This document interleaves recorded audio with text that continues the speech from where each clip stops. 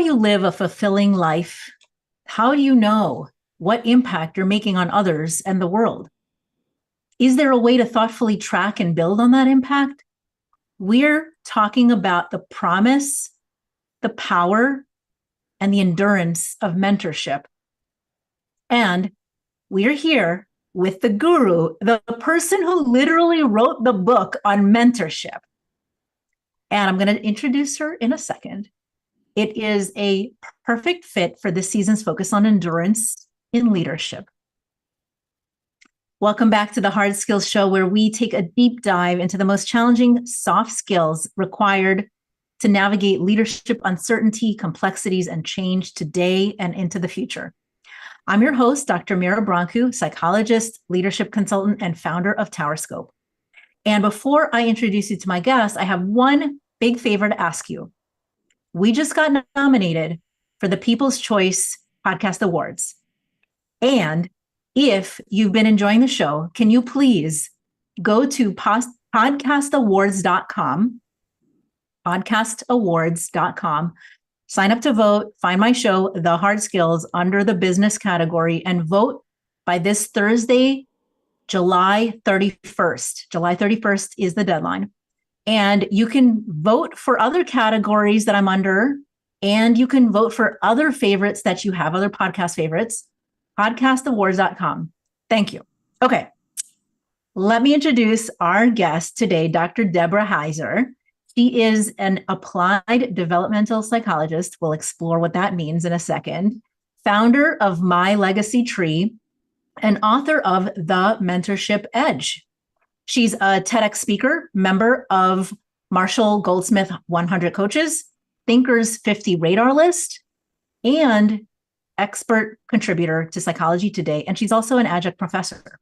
And she and I met because she was my former mentor in the Forefront program. The Forefront is the annual cohort of the next generation of leaders in coaching and talent development. It's powered by Marshall Goldsmith 100 Coaches. And then eventually, she became a mentor to my son when he was exploring psychology as a potential major. So I wonder, Debbie, does that make you like a grand mentor? Or maybe you don't want to call yourself that, but I'll say mentoring you. I always asked myself, who's mentoring who? So I don't know. And thank you. She let me know on the side that she voted. You're so kind. Okay, so let's start with Debbie. Let's start with applied developmental psychologists. I'm sure a lot of people don't know what that is, so let's start with there. What is that? An applied developmental psychologist is looking at our lifespan, from birth all the way to the end of life, and those things that we expect. So most people think of psychology and a psychologist as looking at the pathology. And I'm looking at everything that we can expect along the way. It could be good or it could be not so good, but I'm looking at all of that, the normal trajectory of life and everything along the way. So that's where there's the difference. So a clinical psychologist is generally what we think of when we hear of a psychologist, and they're looking to help someone to navigate maybe a tricky time period. I'm looking at our lifespan trajectory and what we should expect, like walking and talking as a baby, and then becoming giving individuals as we get older. Yeah. And, you could have, like any psychologist, you could have specialized in any area of life, right? Like you mentioned, you can look at babies, you can look at all kinds of phases. How did you end up with exploring mentorship? So I looked at mentorship because I used to study everything no one wants to have or get. So Alzheimer's disease, I'm an aging specialist. So I was looking at the second half of life, and I was a researcher who looked at depression and Alzheimer's disease and all of those things that scared people in the late 90s and early 2000s. And they still do, many people. But what happened was I went to a dinner party and somebody said, what do we have to look forward to? And I didn't have an answer. And so I went back to my office and said, oh my goodness, I need to find out for myself what we have to look forward to, because I didn't have an answer. And at that point, I looked at what the research was telling us. People just weren't talking about it. There was so much there developmentally that we could look forward to. And right in the middle of our life and midlife is a stage called generativity, where we're built to want to give back through mentoring, volunteering, and philanthropy. And I said, ooh, this mentoring thing, that's interesting. It's taking a little piece of us and putting it out into the world. And I thought of that as like a form of immortality, or, really quite the legacy that we could do at any time and in any way, no matter who we were. So I said, I want to study that. And that's when I really started to take off with interviewing mentors and talking about mentorship back when people really weren't talking about it very much in terms of how we look at it in our lives.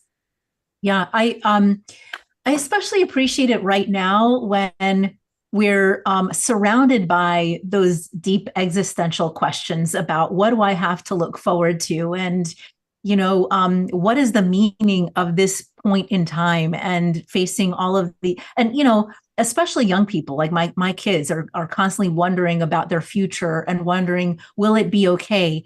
And I just get this sense of positivity when I think about what we do have to offer is something through mentorship.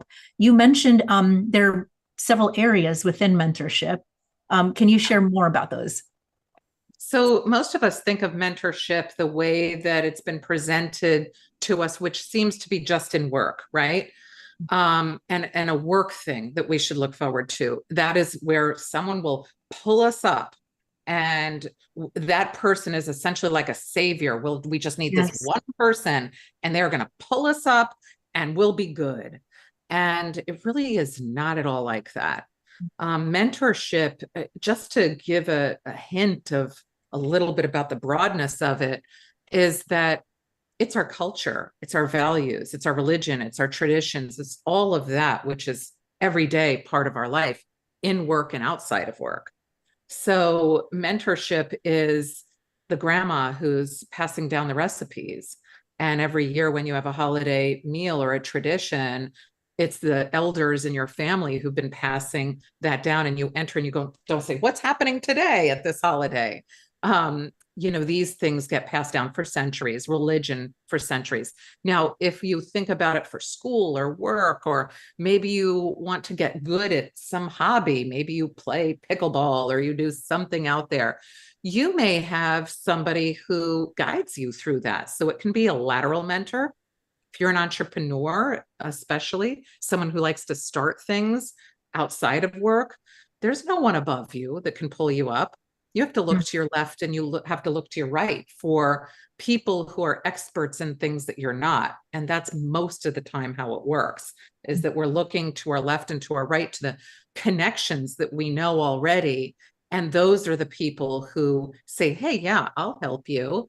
I'd be delighted to do that. And then we say, oh, great, thank you. And when we see someone else who we may be able to help, we offer to help them. And that's how mentorship generally works with its most impact. However, if you want to think about it in a hierarchical way that we're most familiar with, that is where an expert who is above us, if we're the mentee, has a desire to help us, an innate desire. They say, I would love to help this person. They're not getting paid.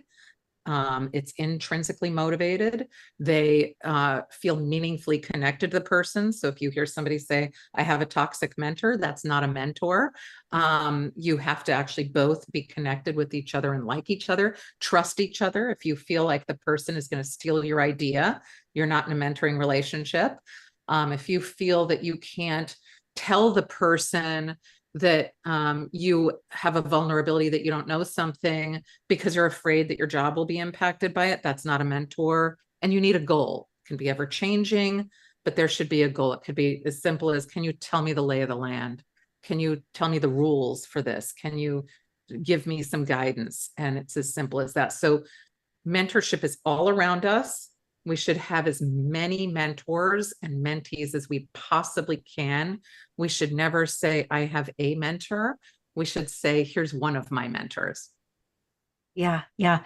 I have a million thoughts going in multiple directions, but I'm going to focus in one, which is just to pull out and highlight a couple of things that I think are really important about what you said. One is, yes, anyone can be a mentor. It doesn't have to be a hierarchical, they know better than me in all areas or whatever. And that multiple, you can and should have multiple mentors, because you can't rely on one person to give you all the things that you need. And some might be the work mentor that guides you to a specific area within work. And one might be within your personal life, and another might be where you might want to aim for your next career. And another might be, grandma who shows you how to cook all the things that you wanted to cook, and all of these things. All of those people develop us and help us be better. And we often think, of all of that applying to just when we're young, right? Like all the people who are helping us grow, but we need that for all of our lives, for the rest of our lives, not just like when we're children, to be surrounded by people who could elevate us. And it's reminding me, when you describe the lateral, especially, that is a lot of maybe how I felt in the Forefront program. Is we were surrounded by people, we could contribute to their success, they could contribute to our success. We weren't, nobody was like ahead in all the things. Some people were ahead here, and some people were, had mastered this thing, and some people knew more about that thing, and we were able to sort of contribute. And I'm especially curious about something you said related to that. You said, not in these words exactly, but that lateral mentorship might be more powerful than hierarchical. I'd love to hear more about why. 100%. I would say that is super accurate. And here's why. Every big impact that we've seen has been due to lateral mentorship. The founding of our country was a bunch of guys who no one was the boss, and they came together and they founded the United States. It's still going. And if you look at all of the big tech companies that have started, it wasn't one guy in a garage, and it wasn't one person. It was lateral mentors, people, a hardware engineer and a software engineer who got together. So when we see people who have done things like discovered how to create the network firewall, that wasn't one guy. He needed to wheelie himself down in his office chair to somebody else who had more expertise in him in that area. And that person said, yeah, I'll help you. So if you look at every big discovery, it came from lateral mentoring.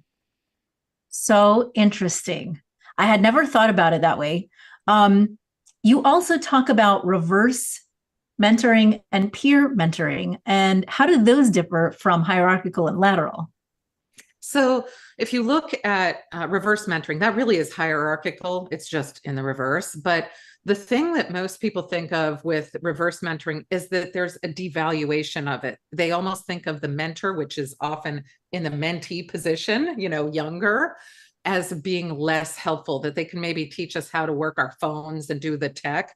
But in reality, if you're thinking about any company or anything in the world, if you do not understand the culture or values of that younger generation, and you're relying on your own, you will miss the mark, whether it's sales or if it's trying to make a breakthrough or find something new that's happening in the, with that cohort. That's really the power of reverse mentoring. And we saw that with Jack Welch, who really talked about the importance of that in the late 90s. Very interesting. What about peer mentorship? So peer mentorship it's similar to lateral, but it's really where you have the cohort that is already created there. So it might be fellow students who are working together. It could be peers that are put together in the workplace, but it's less organic than it is when you're looking at lateral mentoring, where you're just kind of seeing who's around you and not looking at their age or where they are or anything like that. Got it. Really interesting. And I am noticing we're reaching an ad break. When we come back, I want to dig into something else that you started talking about, which is when we think we're in a mentoring relationship, but in fact, it's a toxic situation or not actually mentorship. I'd love to hear more about how to know those versus how to know a healthy mentorship situation. So you're listening to The Hard Skills with me, Dr. Mira Brancu, and our guest today, Dr. Deborah Heiser, author of The Mentorship Edge. We air on at 5 p.m. Eastern. And at that time, you can find us live streaming if you're listening to us right now and watching. We're on LinkedIn, YouTube, several other locations at talkradio.nyc. And we'll be right back with our guests in just a moment. Are you a conscious co-creator? Are you on a quest to raise your vibration and your consciousness? I'm Sam Leibowitz, your conscious consultant, and on my show, The Conscious Consultant Hour, Awakening Humanity, we will touch upon all these topics and more. Listen live at our new time on Thursdays at 12 noon Eastern Time. That's The Conscious Consultant Hour, Awakening Humanity, Thursdays, 12 noon on talkradio.nyc. Are you a high-achieving, growth-oriented leader? Are you interested in developing your authentic leadership while creating a healthy, inclusive workplace? Hi, I'm Dr. Mira Brancu, host of The Hard Skills on talkradio.nyc at 5 p.m. Eastern on Tuesdays, where we discuss how leaders develop the hard skills needed to make a greater impact. We interview experts, have live coaching, and tackle these challenges. Listen to The Hard Skills on Tuesday at 5 p.m. Eastern on talkradio.nyc. You're listening to Talk Radio NYC. Uplift, educate, empower.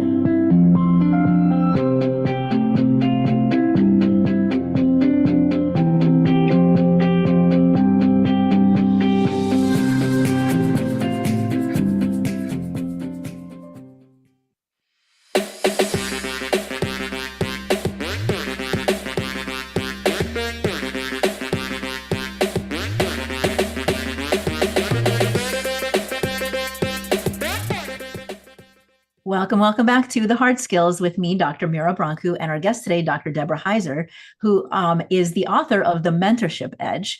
And I'd love to dig in more on, you started giving us some examples of what mentorship is not when we think, oh, that's my mentor, but in fact, it's really unhealthy. So what are some of those signs that we should realize, no, that's not mentorship, that's really unhealthy? And what should we be looking for instead? Sure. Let me give a definition of mentorship. It's kind of like a recipe, right? So, and I'll explain it so that it hopefully makes sense in the sense that I can relate to brownies. If I bake brownies, I know that there's 5 ingredients that go into it. And if I mistake putting in sugar and I don't put it in, it's going to look like the brownies, but it won't taste like it. So that I think of is kind of like when people say, I have a toxic mentor. It might look like mentorship, but it's not. Here's what mentorship is. You have to first start with somebody feeling generative. And that person is saying, hey, I have something to give. Mentoring is led by the mentor. We often think, I'm just going to go look for somebody who'll give me something, right? It's a grab. And that's really not how it is. If we think of it outside of the workplace, it's easy to see. That's the person passing down the culture and the values and the other things in the household. Nobody's little and saying, give me some values and culture. It is being passed down from above to someone below who's younger. So it needs to start with that. It also needs somebody to say, I want what you're giving. So we need both of those. That's the generativity component. It also needs to be intrinsically motivated. Because if I said to somebody, hey, would you like to go volunteer at a soup kitchen? And you said, yeah, you know what? I'd love to go do that.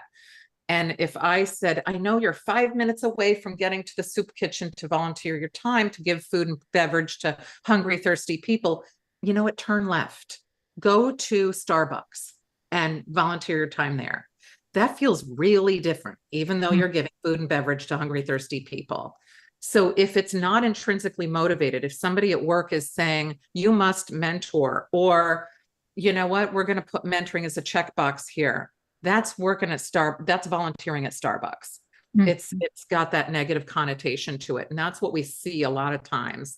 Also, you need to have a meaningful connection. You have to like the person. This is like friendship. If you could have a lot of people that come across your path and you say, fine individuals, but they're not my people. And then suddenly somebody comes up and you're like, there's my person. You have to have that feeling with your mentor where it's a meaningful connection and you actually feel that connection. So if you're afraid to talk to your mentor, or if you're a mentor and you're like, I just don't get my mentee, it's not mentorship. That's, something else. You also need to trust the person. So if I said, oh, I'm really nervous about telling Mira about all the things that I don't know, she's going to judge me. And you know what? She might not give me a promotion, or she might tell all my friends that I don't know this.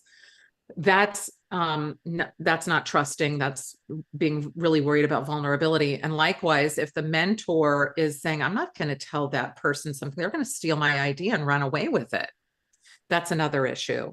And finally, there has to be a goal. Otherwise, you're friends and you're chit-chatting. So if you have all of these components, you can see very clearly when it's mentorship and not. So when a person says, oh my gosh, I have this mentor who's so toxic, it's not your mentor. If somebody says, I really dread meeting with my mentor, they're not your mentor. If there's anything in there that is a hesitation or a feeling of, despair or unease with that person, they're not your mentor. And that's where it makes it really easy. So if a person says to themselves, oh, I thought I had a mentor, but really the person is somebody that I just tolerate, you can easily see where that is and isn't. Yeah. Those are great criteria. And it brings up a couple of thoughts, a couple of questions. One is, I have had experiences both with people who saw me as a mentor and I didn't know that, and then they claimed me as their mentor, and I was surprised because I saw it as just a relationship of a peer to peer. And then other situations where other people claimed to be my mentor, and we never established it, and they sort of claimed me as more of a narcissistic extension of themselves, to, I don't know, demonstrate how well they're doing through me. And I would love to hear more about, like, where does that fall, and how does somebody sort of manage when it's claimed but not agreed upon? Mm-hmm. Such a good question. And we're seeing a little bit of a shift in this with more modern mentoring. But look, if somebody thinks that the narcissistic extension, not mentorship. So if somebody's saying, you are my mentee, and the person is like, I didn't get anything I wanted from you, that's not mentorship. But if you found that you gave something to someone and you didn't know it, and that person felt really meaningfully connected to you, then that's oftentimes a modern form of mentorship. And let me explain that. You're podcasting. When mentorship was first thought about, there weren't podcasts. Now, people who download and listen to what you are giving are oftentimes meaningfully connected to what you are saying and what you're giving out. You haven't met them, but all the criteria have met, except that meaningful connection is more one-sided. But that is, it would be a less strong mentorship, but it still qualifies as more of a modern mentorship. And that's because we're entering more of a digital age, and we're hearing more people who are saying, I have become a changed individual because of this person's podcast, because of this person's social media presence, because of this person's wisdom that I'm getting in some way that didn't exist like even 10 years ago. So that is where I'd say that can exist in that form. And you may never know that you've mentored someone, but they very much feel mentored by you. That is so interesting. But that makes a lot of sense. Okay. So my other question is, you first mentioned about the generativity, and that it's led by the mentor. And so the big question, I think, on lots of people's minds is, so many people are looking for mentors. I am always desperate for more mentors in my life, right? And so if it's led by the mentor, a lot of people ask, but how do I find one if I really need a mentor to blah, blah, blah, to, help me with certain things, but it's led by the mentor? What do I do? What would you say? In this case, there's several different things. One is, one is an example of Irene Yakvis. This is in the book. She was a person who was part of NASA, worked on the mission to Mercury, super competent. She then left and went to IBM. Super competent, but she was super nervous. A totally different place. She didn't know the lay of the land. She was like, I don't even know where to go, what I need to do for lunch. Like, it was basic. And she was really feeling vulnerable because of that. She went to, in her first day or two, big meeting, and somebody who was speaking said, if anybody'd like a mentor, I'm available. Anything you want, I'm available. She reached out to that person and said, I just need a lay of the land. That ended up lasting like 4 years. But because she had a small goal, that's one thing. Start with a small goal. Don't say, I'm looking for somebody to change my life. So the other way that you can do this is if you have a specific small goal, it's very easy to put it out there and say, can anyone help me with this?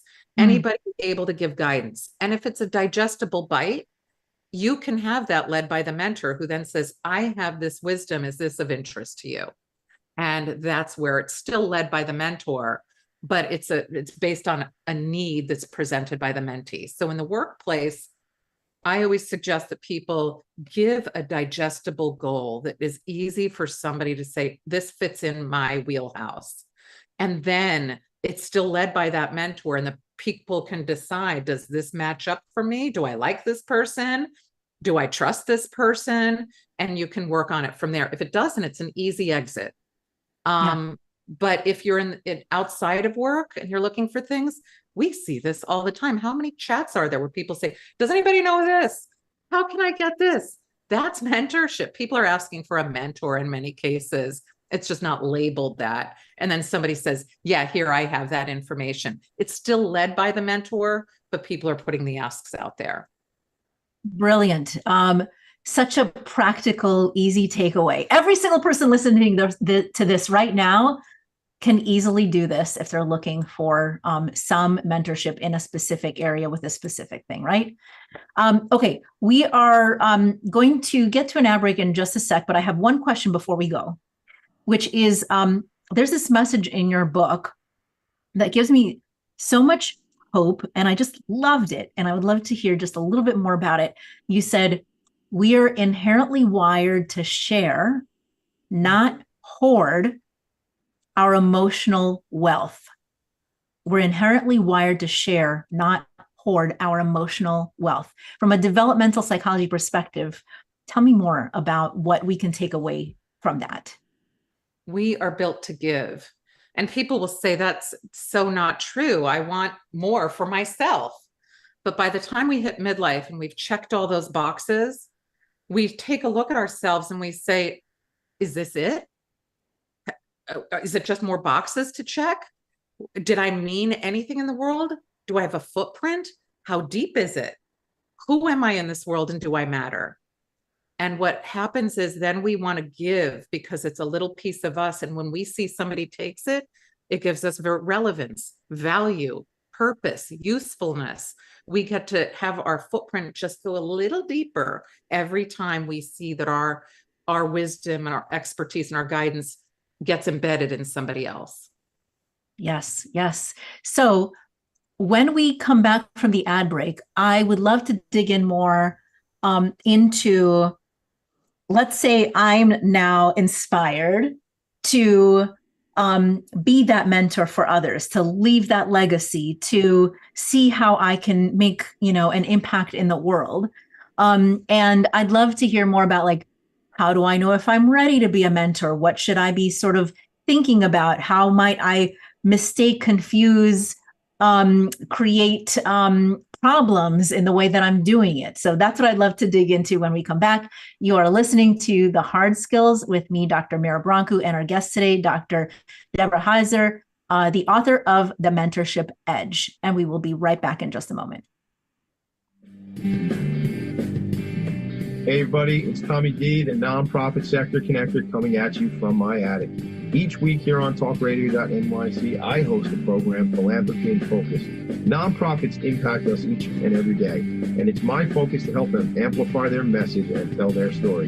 Listen each week at 10 a.m. Eastern Standard Time until 11 a.m. Eastern Standard Time, right here on talkradio.nyc. Hi, I'm Linda Marcanico.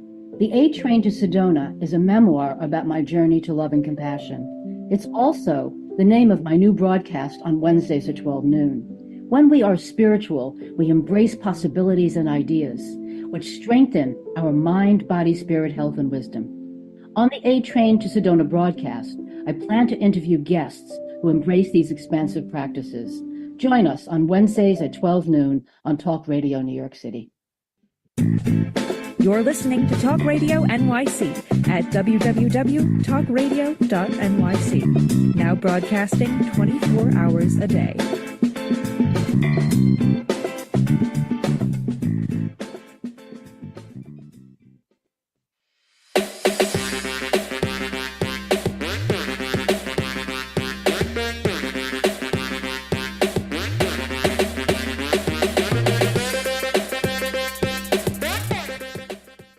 All right. Well, I suspect that you have at this point inspired some people to start thinking a little bit more about this.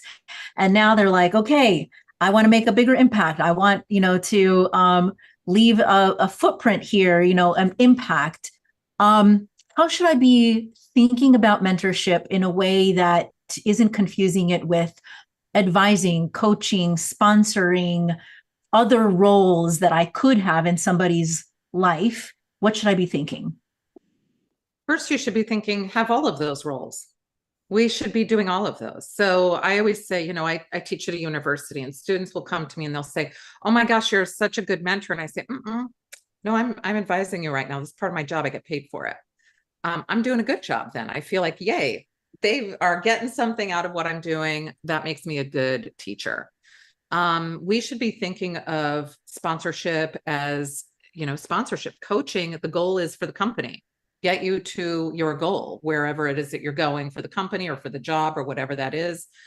Mentoring is emotional. It's an emotional goal that you have. So what do you want as a mentor to give back of yourself? What is it about you that you want to be known for, that you want people to hold inside themselves? Is it, some kind of a cultural thing? Is it a value? Is it something from work? I'll tell you, most people don't think of work as their biggest mentoring impact.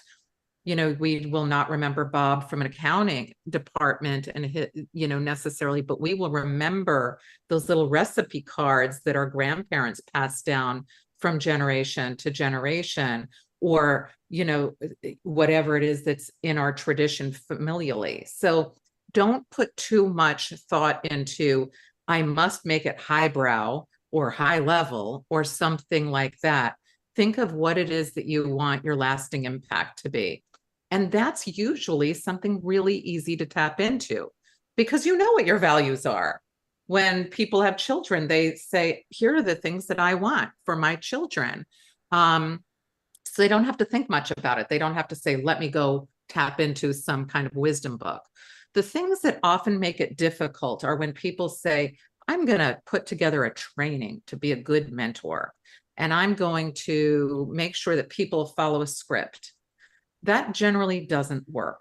And the reason for that is because if you go to make a friend or you're interacting with somebody that you're meaningfully connected with, you don't have a script. You're just doing what you do. Nobody has to tell you, hey, listen when your mentee talks to you. Think about it if you're with your friend. If you're not listening, you're not a friend. Like if you're throwing somebody under the bus, you're not their friend.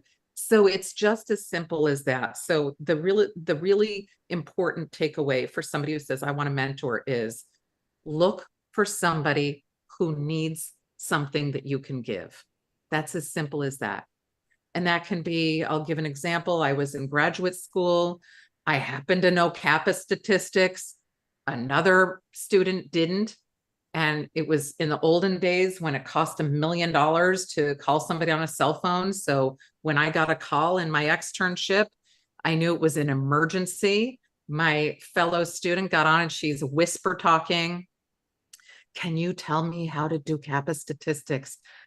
I have a project, and it's, an externship is something where they give you a report at the end, and it gets you to the next level of where you need to be in graduate school. And I said, I do.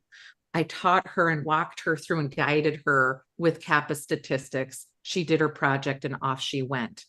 That was me saying, I can do this. I know this one small little thing and I can do that. Now, did I ask her 1,000,000 times for other things? Yes. So think about the little things that we know can do, like we've done it every day. It feels like breathing to us. And that is where you're going to be able to make your impact. Do not think you have to go and, give out some kind of new way of thinking in life. It can just be something pretty basic that moves someone along.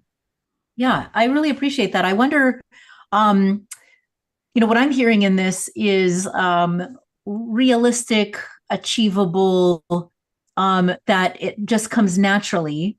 I also wonder what you might tell folks. Like a lot of people who listen to the show are also social justice advocates, and they want to make a big difference. And what happens to them is they can easily become overwhelmed and burned out because they want to change the world and rescue everybody. And it can be so big and so overwhelming that the very strengths that they have that they can bring to the world become, too much. And I'm really curious, how do we balance the realistic, achievable, you can almost fall over yourself doing, while also feeling like you are achieving the legacy you have in your own mind around the quote unquote changing the world ideas? I love that question, because most of us think you have to have your name up in lights in order to feel like you've made an impact. But think about that. That is reflection on you. It does not mean there's a reflection out to everybody else. So I had the privilege of talking to Bob Lefkowitz. He was the 2012 chemistry Nobel Prize winner.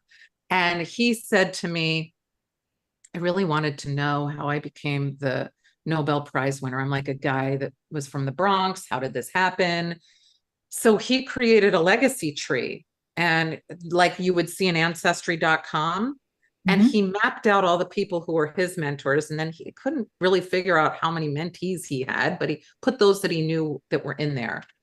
And he, of course, published it in a peer-reviewed journal article, because that's what Nobel Prize winners do. They don't just put it in their desk. And he went to a conference 2 weeks later after it was published. And somebody came up to him and he said, "Hey, Bob, I'm 6 degrees Lefkowitz." And Bob said, "What do you mean?" And he said, "Well, there are 5 people who've worked between you and me. I saw your chart, your legacy tree." And Bob said, "Oh, wow. So tell me what you're doing." And the guy told him. And Bob was so floored. He said it was so impactful, right behind, having his wife and children, because he got to see how far his impact went, 6 degrees, and it didn't stop there.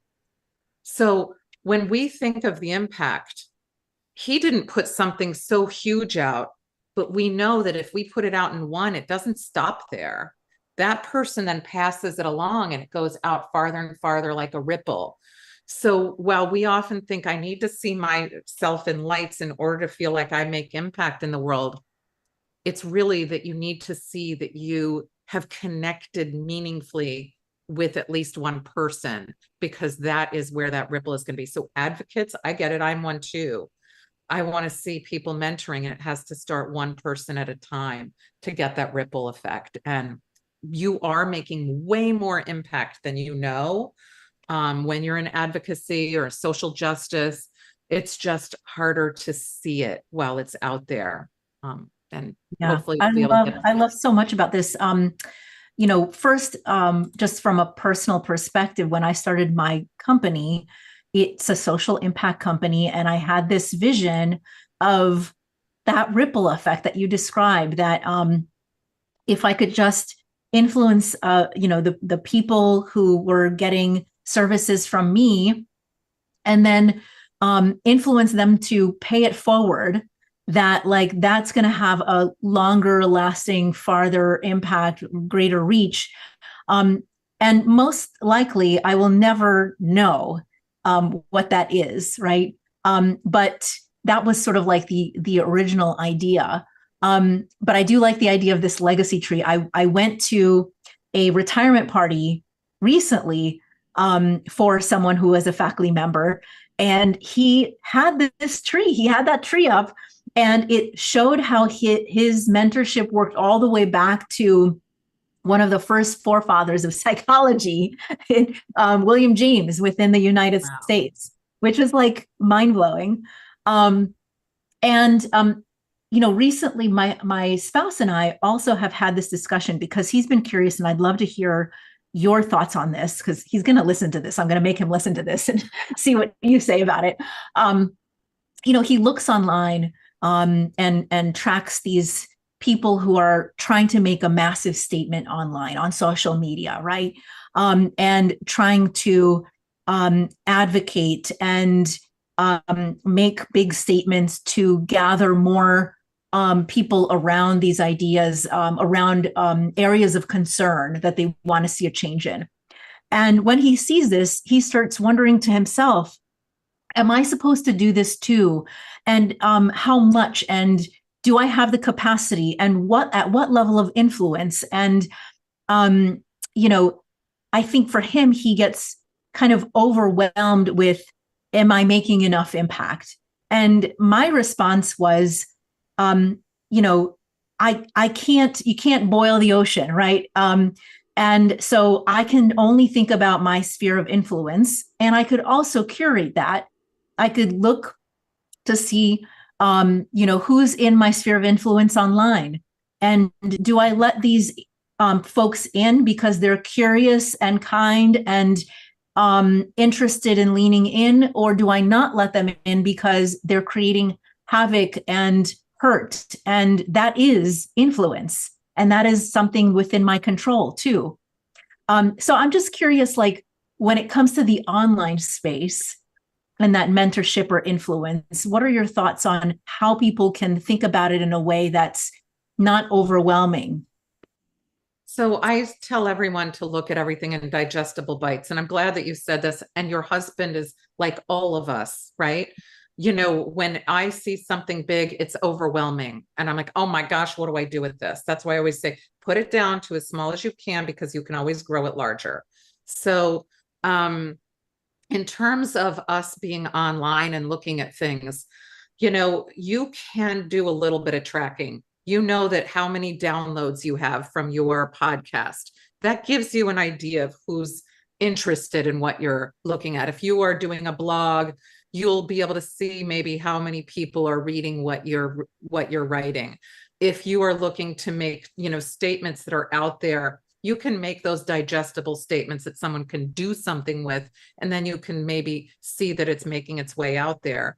That was something I was really interested in, because we were able to quantify the impact in some levels with the Mentor Project, being able to see how many mentoring hours people had and to start the quantification process. And that's where I'm going with my legacy tree, is to really allow people to quantify their legacies, similar to like you can go in and quantify your ancestry.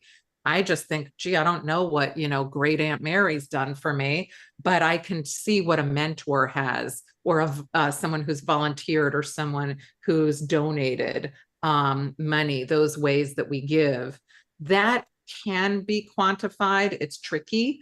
But if you're online, look at the digestible bites, because then you'll be able to follow how they make it. Look for the hashtags, look for things like that you can track.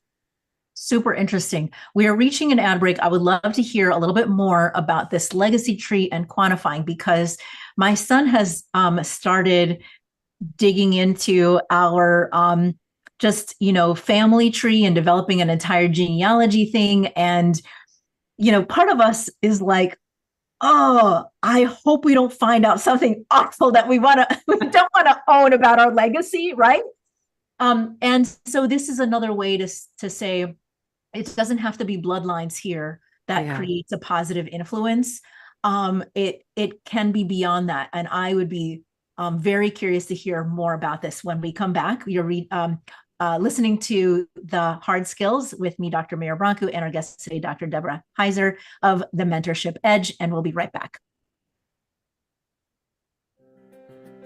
Were you an essential worker during the pandemic? If you needed to learn stages of epilepsy, did you depend on advocates? Did you use new innovations to cope with mental and neurological issues? Maintaining high quality of life and keeping good mental health are what we all strive for. I'm Frank R. Harrison, host of Frank About Health, and each week top healthcare influencers, professionals, and innovators answer these questions and more. Stay tuned on Thursdays at 5 p.m. on talkradio.nyc, and I will continue to be frank about health with all of you. Ready to serve up success with a splash? Hi, I'm Bruce Kramer, a.k.a. the Corporate Cockroach. I'm the Renaissance woman, Angie Snowball. And I'm your strategy doctor, Dr. Navtej Desange, inviting you to serving up success with a splash. Join us as we shake things up with real talk and real strategies centered around awareness, action, and accountability. And yes, there really is a cocktail involved. Please join us and sip your way to success. Serving up success with a splash, where wisdom meets happy hours. Cheers! Cheers! Cheers! You're listening to Talk Radio NYC at www.talkradio.nyc. Now broadcasting 24 hours a day.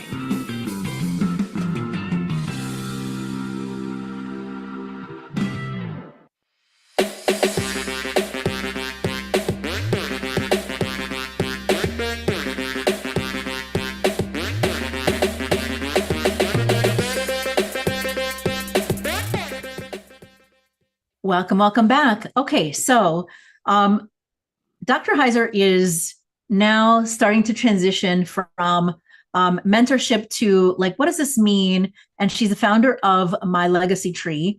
And so, Debbie, I would love to hear more about like, going beyond the traditional genealogy tree and into just a legacy tree. What is that? And what are you learning that we could apply around tracking that? So I had heard from so many people, kind of like you were giving the example of your husband, who would like to know, like, what's happening out there? What impact is there? We're all craving impact, especially in midlife, when we're having the idea that I want to know that I matter. Well, how do you know if you matter if you don't know what impact you've made?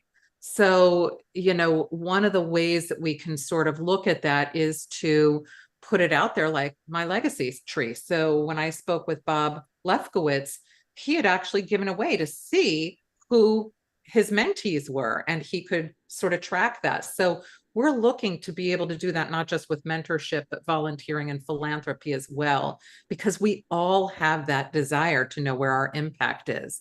And it's as simple as mapping out, you said that you didn't even know that you had mentored people. Well, imagine if you have the ability to do that, to find that people can say, hey, I'm going to connect with you, Mira, and I'm going to let you know that you mentored me. You're going to find all of this gold out there. We can now find ourselves to be the most precious natural resources that exist. And that's because we'll be able to see our impact in those ways. We do it now pretty well with donation and volunteering, but people forget about their donations until tax time. And they're like, oh, what was my impact this year? What did I donate? But keeping it all close and together in one place will allow a person to see how they, as a whole person, make impact in many different ways. And then to see how others are impacting as well. Because imagine if you say, oh, I want to connect with that person. They might be able to mentor me. Or I didn't know I could volunteer here. Or, ooh, that's a place I didn't know I wanted to support through, financial donation. It allows us to see where that impact can go and makes more of a spider web or the big ancestry.com tree for us to really follow and see our impact. So we're lucky that we're in a digital age, because it was really hard to do that beforehand, but now we can. Yeah. It sounds so much like how my dad also started a genealogy tree on my side, on, of the family. My son started it on my husband's side, and now they're like connecting online, trying to share information. Is that kind of how you're envisioning? Yeah, similar. Yeah. So exactly. We see this out there with with genealogy, like you've mentioned. And some people are excited by their genealogy, but it's very superficial in many ways for people, because you get the excitement and then you're like, I don't even know these people. Right. And so it sort of flattens it.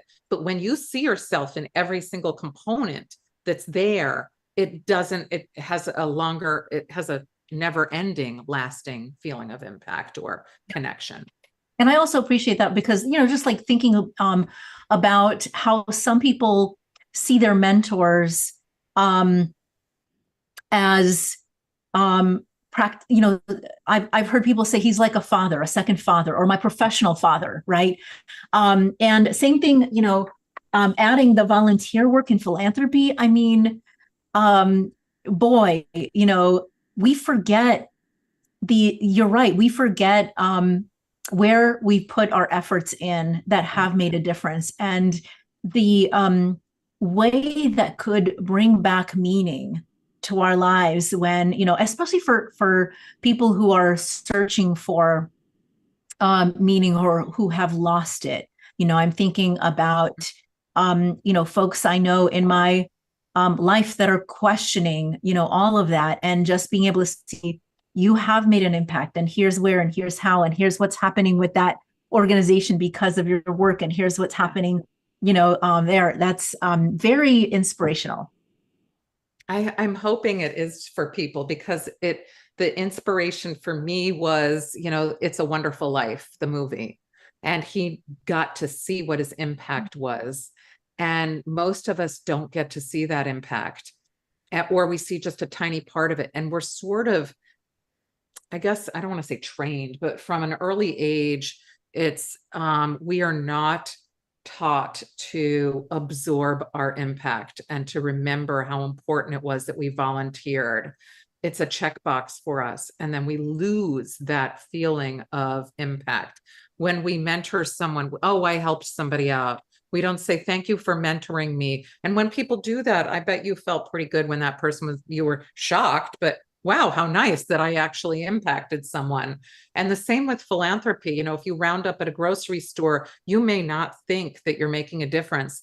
But when you put your 62 cents into an organization, along with thousands of other people, you just got maybe a kid to college, or you got something else to happen. And so we're never taught to absorb all of that and hold it closely, so that we can feel like we are people making our communities richer, or our world a closer place. I also see this as a way to combat the influence of end stage capitalism, where it's produce, nothing is ever enough, and we never feel like we're enough. And this is a way to say, no, actually, you have already put in a lot, and there's other ways to quote unquote produce through these mentorship, philanthropy, volunteerism ways, and you could look at that. It's a beautiful way to counteract all of that other messaging. Oh, for sure. If you look at the movie It's a Wonderful Life, none of his life changed. He still had the same family, the same house with the broken a hand railing and everything else, but he was able to look at it differently through a different lens. It was a refocus. Mm-hmm. And when we see our impact, it's a refocus for us, because we can say, I did this. And usually that means that we want to do more. That elevates it, and we become much more connected, much more giving, and much more saying, I want to make a bigger impact. Like your husband was saying, gee, how do I know, or how can I make a bigger impact? You can track it and see it and say, I'm going to go down this rabbit hole and I'm going to see how far I can go to make more impact. Or you could say, this just isn't what I thought it would be. I'm going to focus now on this because I can see some traction over here. And that's where we can see that we have control over our impact and control over our giving and our mentorship and our generativity in general. Incredible. Okay, so if people want to learn more about your work, share more about how they can find you, what they can find. You can find me at deborahheiser.com. You can find me, I'm on Psychology Today. I'm on LinkedIn. You can find me now on like TikTok and all of the other social medias that are out there. So wherever, if you type in Deborah Heiser, you'll be able to find me. Awesome. Awesome. Thank you so much. Audience, what did you take away from today? And more importantly, what is one small change that you can implement this week based on what you learned from Dr. Heiser? I know she gave you lots of practical nuggets. Share it with us on LinkedIn and at talkradio.nyc so we could cheer you on. This show is also on Facebook, Instagram, Twitter, Twitch, Apple, Spotify, Amazon podcasts, all over the place. If today's episode resonated with you, share it with a colleague and leave a review. And also, if you're looking for more personalized support around leadership or team development or career coaching, you can head to towerscope.com to schedule a consultation with me. The stuff I talk about is part of my interest area in strategic leadership. And I use that for supporting socially conscious organizational misfits on their leadership journeys. You can also look at the Millennials Guide to Workplace Politics or our Leadership Academy, all on gotowerscope.com. Thank you to talkradio.nyc for hosting. Together, we will navigate the complexities of leadership and emerge stronger on the other side. Thank you for joining me and Dr. Deborah Heiser today on this journey. This is Dr. Mira Brancu signing off. Until next time, stay steady, stay present, and keep building those hard skills muscles. Bye, everybody.